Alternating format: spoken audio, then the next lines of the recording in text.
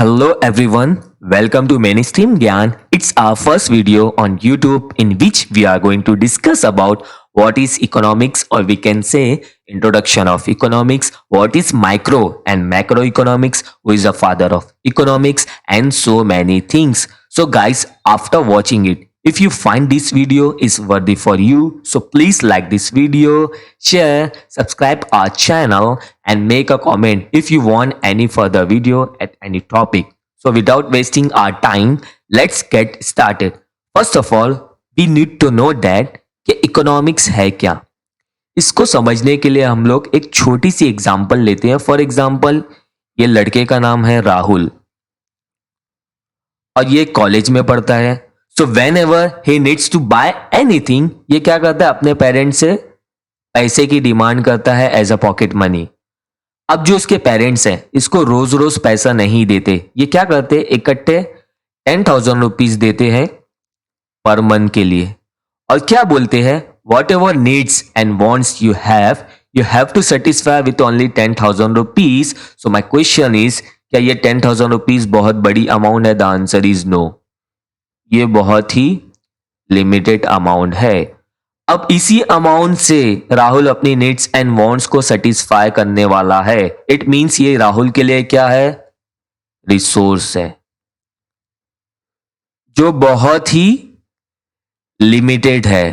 But when is come to talking about Rahul's needs and wants, वो तो unlimited है. क्यों? क्योंकि इसको मूवी भी देखना है, बर्गर भी खाना है, इसको बाइक में पेट्रोल भी भराना है, देन इसको कॉलेज के लिए स्टेशनरी भी लेनी है, कॉलेज बाद इसको कॉफी पीना है, चाय पीना है, स्नैक्स खाना है, देन इसको सेल फोन में रिचार्ज भी कराना है.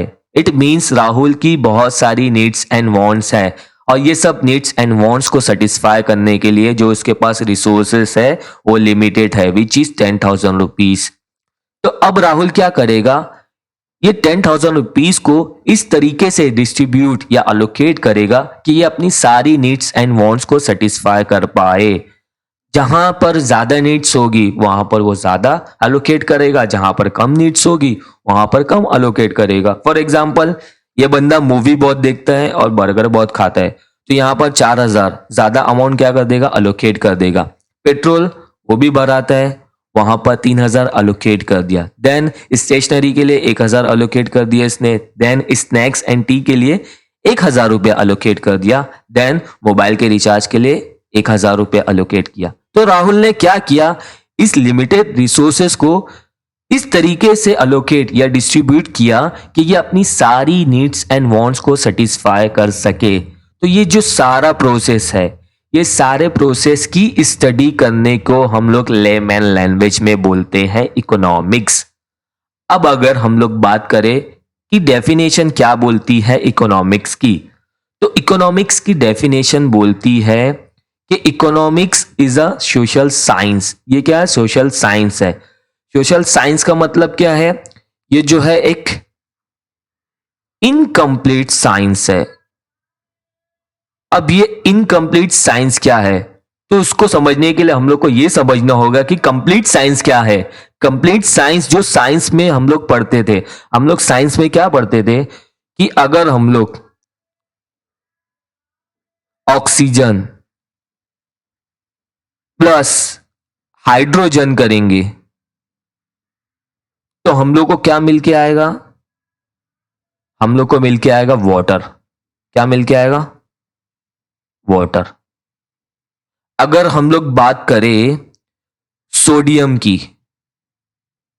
प्लस उसमें करें क्लोरीन राइट कंडीशन में, तो हम लोग को क्या मिल के आएगा, हम लोग को मिल के आएगा सॉल्ट.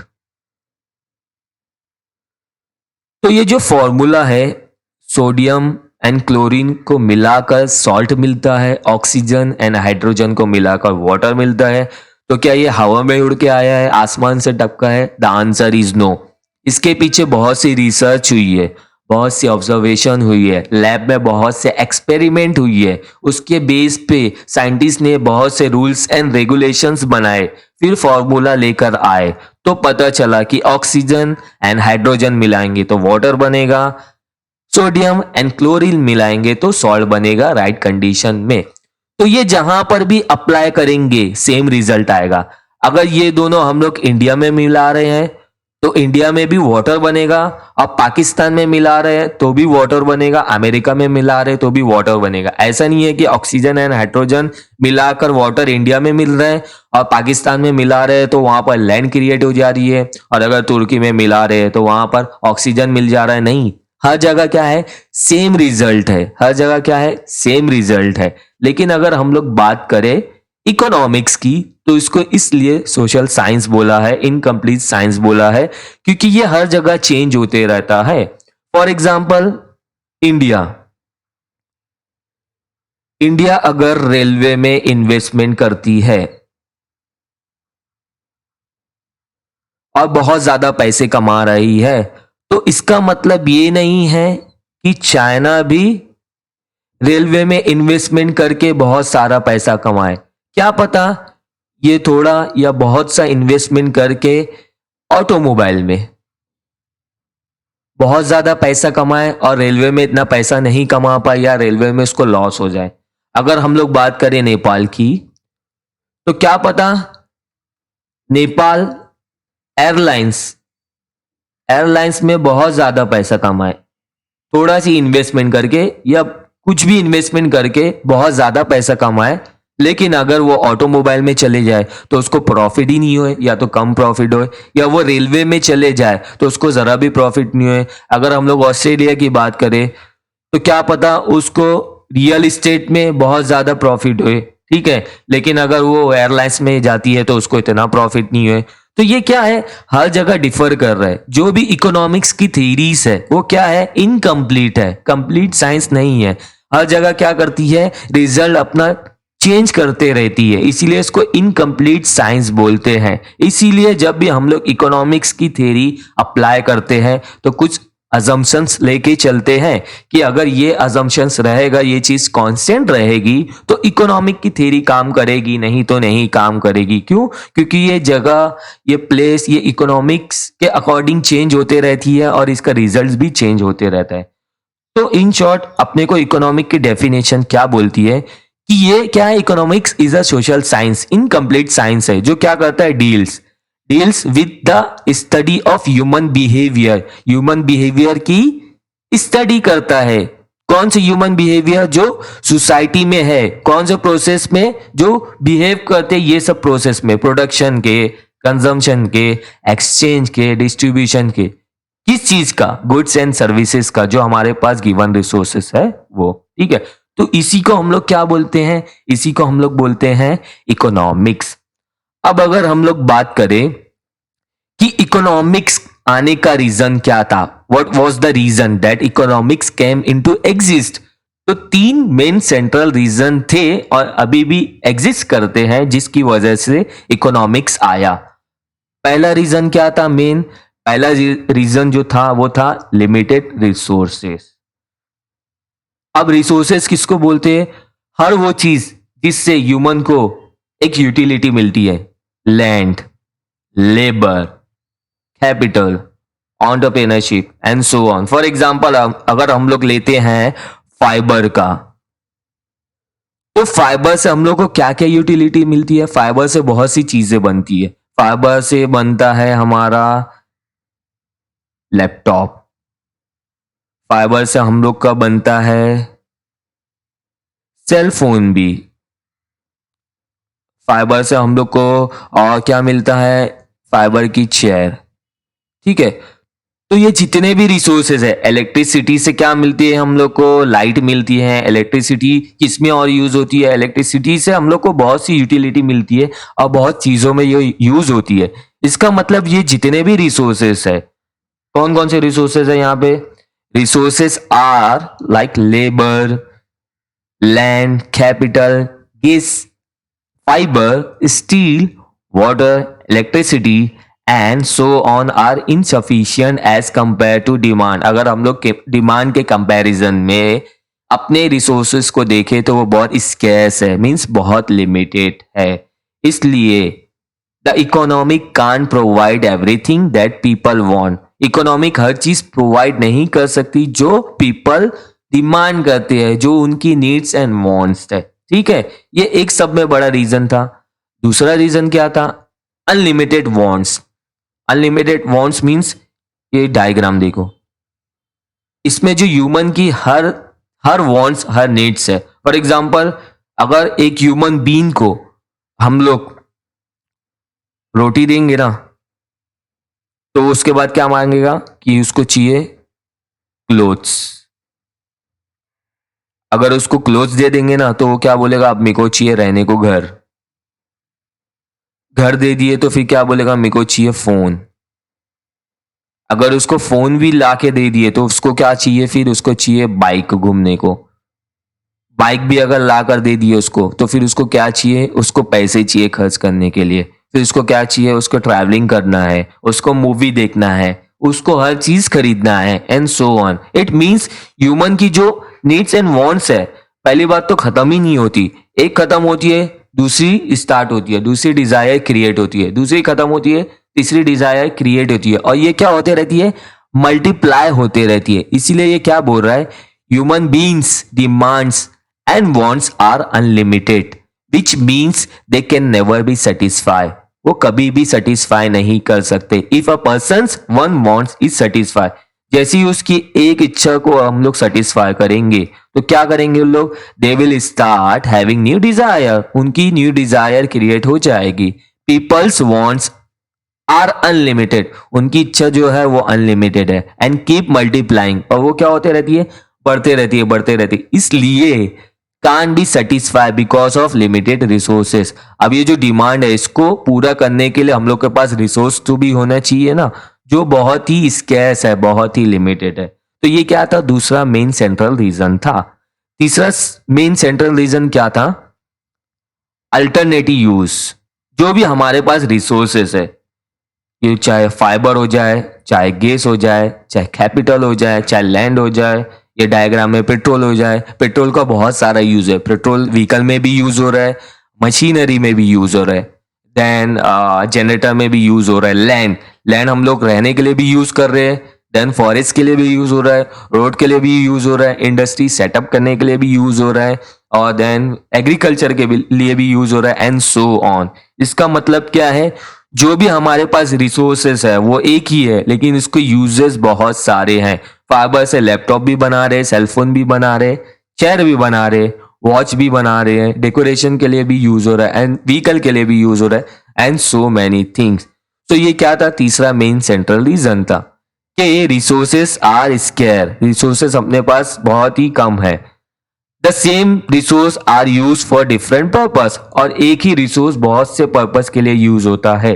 इसलिए it's important to make a choice among resources. इसीलिए हम लोग को क्या करना पड़ेगा?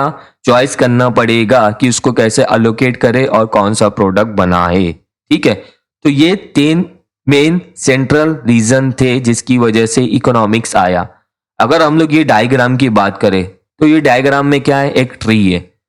ट्री क्या है? ये एक रिसोर्स है। इसके लेकिन अल्टरनेट यूज है। इसके क्या यूज है? ये छांव भी लोग को दे रहा है, फ्रूट भी देता है लोग को, देन इससे फर्नीचर भी मिलता है और ऑक्सीजन भी देता है। और लेकिन पीपल की नीड्स एंड वांट्स अनलिमिटेड है, इनको हर चीज चाहिए और एक्स्ट्रा भी एक्सपेक्ट करते हैं। इसीलिए ये जो इकोनॉमिक्स है वो आया। अब ये तीन रीजन की वजह से कंट्री तीन प्रॉब्लम को भी फेस करने लगी थी और कर रही है। कौन सा तीन प्रॉब्लम? फर्स्ट प्रॉब्लम है व्हाट टू प्रोड्यूस, कि प्रोड्यूस क्या करना है। क्यों? क्योंकि फॉर एग्जाम्पल, अगर प्रोड्यूसर सैमसंग का मोबाइल बनाता है, तो क्या पता लोग बोले नहीं सैमसंग नहीं चाहिए हम लोग को क्या चाहिए? आईफोन चाहिए। अब तुम लोग मेरे को ये बताओ, सैमसंग में कितने सारे लिमिटेड रिसोर्सेज का यूज हुआ होगा। तो अगर ये बना दिया प्रोड्यूसर और लोग इसका डिमांड करने लगे, तो इसके सारे रिसोर्सेज खराब हो जाएंगे और अपने पास रिसोर्सेज क्या है? स्केयर है। इसलिए ये क्या बोलता है? ये बोलता है हमको चॉइस करना पड़ेगा बनाने से पहले कि कौन सा प्रोडक्ट या कौन सी सर्विस देना चाहिए। A country can't produce all goods because it has limited resources.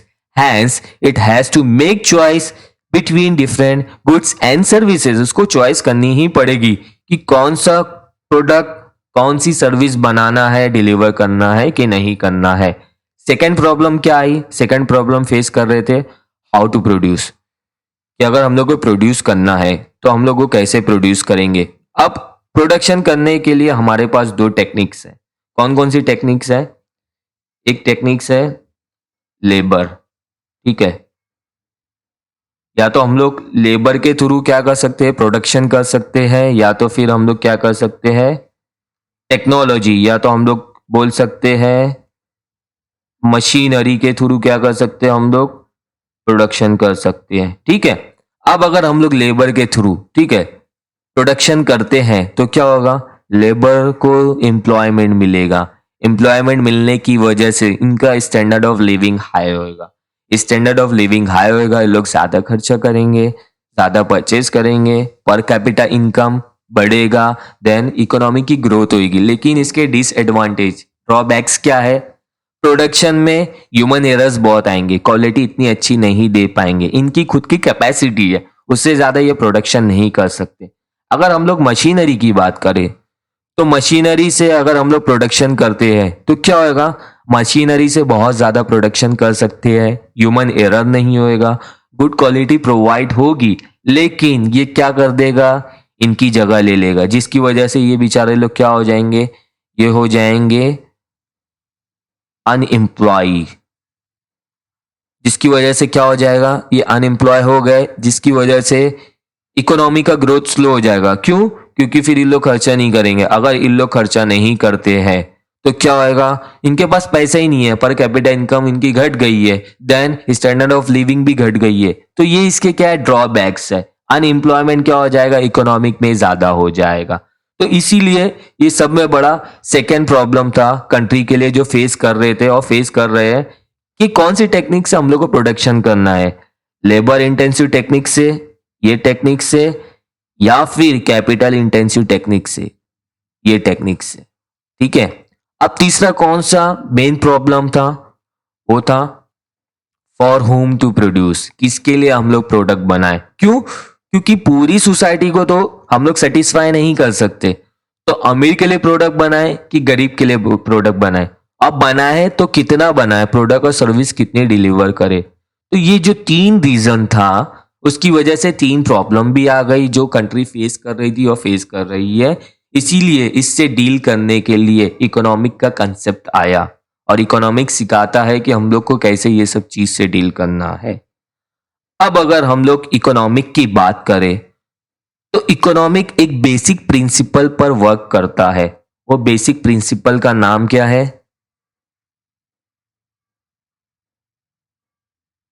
Demand and supply. जो हमारा इकोनॉमिक्स है ये इस बेसिक प्रिंसिपल पे काम करता है। क्यों? क्योंकि अगर डिमांड एंड सप्लाई है तो लोग क्या करेंगे, सेल एंड परचेस करेंगे। सेल एंड परचेस करेंगे तो क्या होएगा, इकोनॉमिक ट्रांजैक्शन होएगा। और अगर इकोनॉमिक ट्रांजैक्शन होएगा तो क्या होएगा, फिर इकोनॉमिक पढ़ने का हम लोग को फायदा है। अगर यही प्रिंसिपल मिसिंग है तो क्या होगा, ये सब इकोनॉमिक एक्टिविटीज होएगी नहीं, तो इकोनॉमिक पढ़ने का फायदा है। The answer is no. अगर हम लोग एक एग्जाम्पल से समझे, फॉर एग्जाम्पल लोगों ने डिमांड की, किस चीज की डिमांड की, उन लोग ने बोला हमको चाहिए लैपटॉप, हमको लैपटॉप बना के दो। किसी ने बोला हम लोग को चाहिए फोन, और किसी ने बोला हमको चाहिए क्या, चेयर। अब इनकी डिमांड को पूरा करने के लिए हम लोग को क्या करना पड़ेगा, हम लोग को करना पड़ेगा प्रोडक्शन, सप्लाई। सप्लाई करने के लिए हमको क्या करना पड़ेगा, प्रोडक्ट तैयार करना पड़ेगा, जिसके लिए हमको क्या करना पड़ेगा, प्रोडक्शन करना पड़ेगा। अब प्रोडक्शन करने के लिए हमारे पास जो रिसोर्सेस है वो क्या बहुत ज्यादा है, द आंसर इज नो, वो तो लिमिटेड है, ठीक है। और हर रिसोर्सेस का यूज जो है वो बहुत तरीके से होता है, अल्टरनेट यूज होता है। फाइबर ही का देख लो, फाइबर से क्या क्या बन रहा है, लैपटॉप भी बन रहा है, फोन भी बन रहा है, चेयर भी बन रहा है। इसके अलावा बहुत सी चीज बनती है, व्हीकल भी बनती है, वॉचेस भी बनती है, डेकोरेशन के सामान के लिए भी बनता है, एंड सो ऑन। हर चीज में फाइबर यूज होता है, तो इसके अल्टरनेट यूज भी है। तो इसको किस तरीके से डिस्ट्रीब्यूट या अलोकेट करे कि जो लैपटॉप मांग रहे हैं उनको लैपटॉप मिल जाए, जो सेल फोन मांग रहे हैं उनको सेल फोन मिल जाए, जो चेयर मांग रहे हैं उनको चेयर मिल जाए। अब तुम लोग मेरे को ये बताओ, अगर डिमांड एंड सप्लाई का बेसिक प्रिंसिपल यहाँ मिसिंग होता तो क्या होता? लोग डिमांड ही नहीं करते। जब लोग डिमांड नहीं कर रहे हैं तो क्या होगा? तो उनको सप्लाई करने की जरूरत ही नहीं होगी। जब सप्लाई की जरूरत ही नहीं है तो प्रोडक्शन करने की कोई जरूरत नहीं, तो फिर लिमिटेड रिसोर्सेज कहाँ से हुआ? फिर हमारे पास रिसोर्सेज पड़ा ही है, उसका अल्टरनेट यूज करने की जरूरत नहीं, ना अलोकेशन करने की जरूरत नहीं। इसका मतलब इसके बिना इकोनॉमिक्स है ही नहीं, या वी कैन से इकोनॉमिक्स पढ़ने का कोई फायदा नहीं। इसीलिए इकोनॉमिक्स एक बेसिक प्रिंसिपल पर काम करता है जिसका नाम क्या है? Demand and supply. ठीक है। अब अगर हम लोग बात करें कि इकोनॉमिक्स की स्टार्टिंग कहां से हुई, इकोनॉमिक्स कहां से स्टार्ट हुआ, तो इकोनॉमिक की स्टार्टिंग हुई 1776 से, जो एक बुक के अंदर इसको मेंशन किया गया था, जो बुक का नाम क्या था? Wealth of nation. और ये बुक को किसने लिखा था? एडम स्मिथ ने। और इसको हम लोग इकोनॉमी में क्या बोलते हैं? फादर ऑफ इकोनॉमिक्स भी बोलते हैं। तो तभी से क्या हुआ? इकोनॉमिक की शुरुआत हुई। अब इकोनॉमिक्स जो था वो बहुत बड़ा कंसेप्ट था, ठीक है, जिसको एक साथ पढ़ना बहुत मुश्किल था। तो एक और इकोनॉमिस्ट थे जिसका नाम था रेगनर फ्रिश। उसने क्या किया? इकोनॉमिक्स को दो पार्ट में डिवाइड कर दिया, या दो ब्रांचेस में डिवाइड कर दिया, और एक को नाम दे दिया माइक्रो इकोनॉमिक्स, दूसरे को नाम दे दिया मैक्रो इकोनॉमिक्स। और ये सब कब किया इसने? 1933 में। अब the question is what is micro and macro economics. तो हम लोग एक एक करके दोनों को समझेंगे। First, what is micro economics? So first of all, the word micro has been drive from the Greek word micros which means small. अब ये जो माइक्रो है ना, ये वर्ड कहां से आया? ये वर्ड आया एक ग्रीक लैंग्वेज।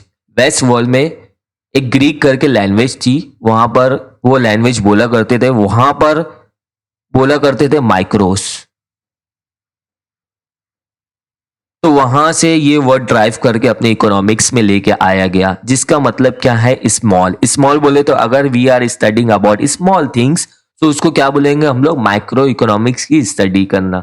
अगर हम लोग लेमैन लैंग्वेज में समझे कि माइक्रो इकोनॉमिक्स क्या होता है, so when we study at small level और we are studying about small things like individual income, कि एक बंदा कितनी इनकम अर्न करता है, या फिर एक कंपनी या एक इंडस्ट्री कितने प्रोडक्ट एंड सर्विसेज को प्रोड्यूस करती है, या फिर हाउस होल्ड मीन्स एक फैमिली या ग्रुप ऑफ पीपल का बाइंग बिहेवियर क्या होता है, ये सब की स्टडी करने को माइक्रो इकोनॉमिक्स बोलते हैं।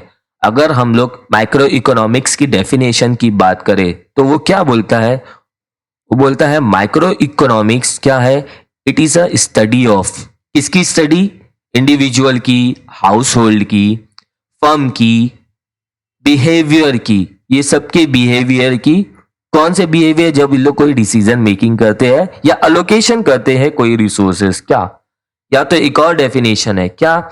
It deals with what choices people make, जो भी लोग हैं वो चॉइस कैसे करते हैं, व्हाट फैक्टर, कौन से फैक्टर उनको इन्फ्लुएंस करते हैं चॉइस करने में, या जब भी लोग कोई चीज का डिसीजन लेते हैं, कोई प्रोडक्ट परचेस करने का या सर्विस परचेस करने का, तो जो फ्लक्चुएशन होती है प्राइस में, सप्लाई में और डिमांड में, वो किस तरीके से इनके बाइंग बिहेवियर को इफेक्ट करती है, इसी को हम लोग क्या बोलते हैं? Micro economics. अच्छा, हम लोग माइक्रो इकोनॉमिक्स क्यों पढ़ते हैं? हम लोग माइक्रो इकोनॉमिक्स इसलिए पढ़ते हैं ताकि हमको पता चले, क्या पता चले? कि जो हमारा कंज्यूमर है, जो हमारा कंज्यूमर है, उसकी प्रायोरिटी क्या है, उसकी लाइक्स क्या है, वो क्या चीज पसंद करता है, उसकी डिसलाइक्स क्या है, उसके अकॉर्डिंग हम लोग क्या करेंगे? हम लोग डिसाइड करेंगे कि what to produce, how to produce, how much to produce. Goods and services की प्राइस क्या होनी चाहिए, लोगों का स्टैंडर्ड ऑफ लिविंग भी उसी से पता चलेगा कि उनके पास क्या स्टैंडर्ड ऑफ लिविंग है, तो कौन सा प्रोडक्ट अवेलेबल है या नहीं है, और कैसे अवेलेबल करा के देना है। ये सब हम लोग स्टडी किस में करते हैं? माइक्रो इकोनॉमिक्स में। बट अगर हम लोग मैक्रो इकोनॉमिक्स की बात करें कि मैक्रो इकोनॉमिक्स क्या है, तो मैक्रो इकोनॉमिक्स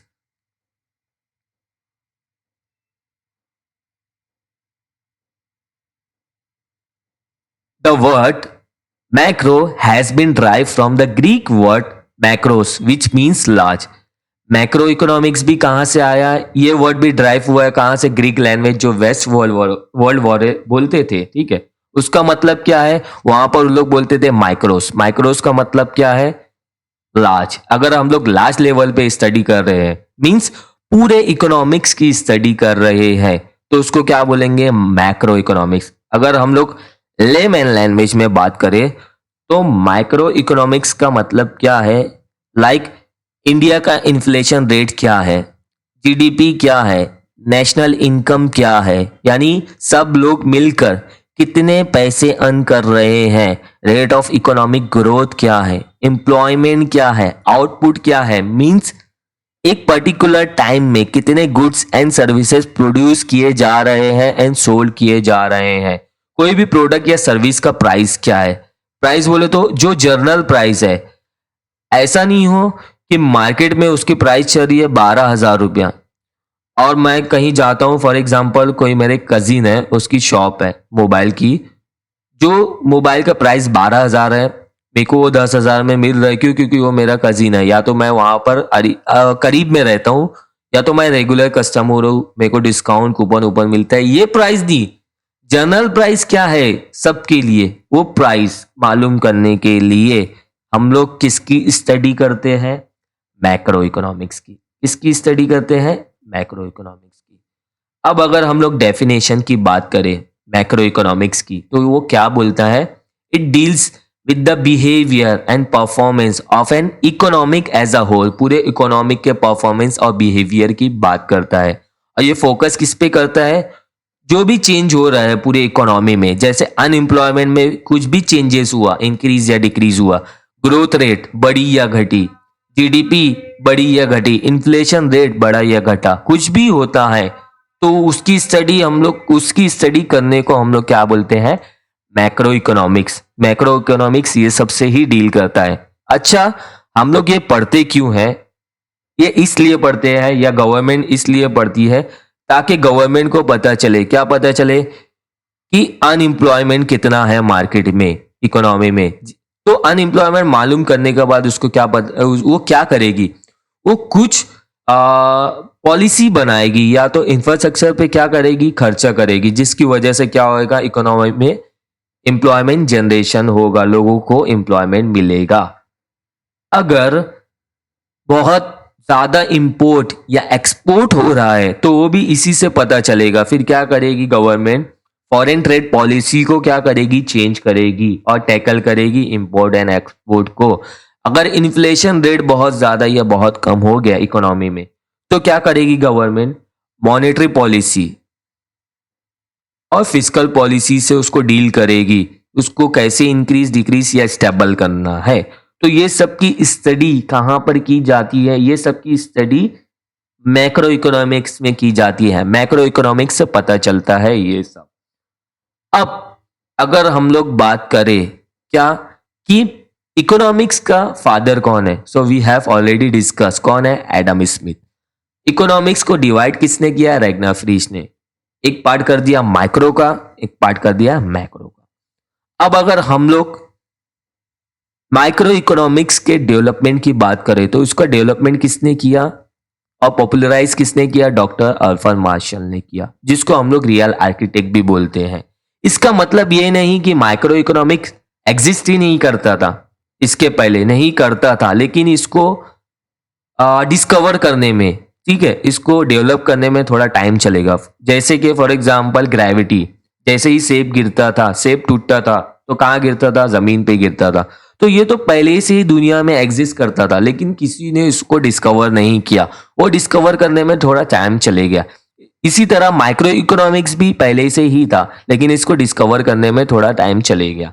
अगर हम लोग बात करें मैक्रो इकोनॉमिक्स की, तो इसको बहुत से लोग ने डेवलप किया है, लेकिन जो मेजर कंट्रीब्यूशन जाता है डेवलप करने का, वो किसको जाता है, केन्स को जाता है। किसको जाता है, केन्स को जाता है। और ये मैक्रो इकोनॉमिक्स को पहले इतना इंपॉर्टेंस नहीं मिलता था, लेकिन जैसे ही ग्रेट डिप्रेशन आया 1930 में, उसके बाद से इसको इम्पोर्टेंस मिला। क्यों? क्योंकि फर्स्ट वर्ल्ड वॉर हुई, उसके बाद पूरी दुनिया की इकोनॉमी मंदी में चली गई, जिसकी वजह से क्या हुआ, ग्रेट डिप्रेशन आया। कब आया? 1930 के करीब। तो उसके बाद इसको इम्पोर्टेंस मिली। So it is all about what is microeconomics, what is macroeconomics, and who is the father of economics and everything.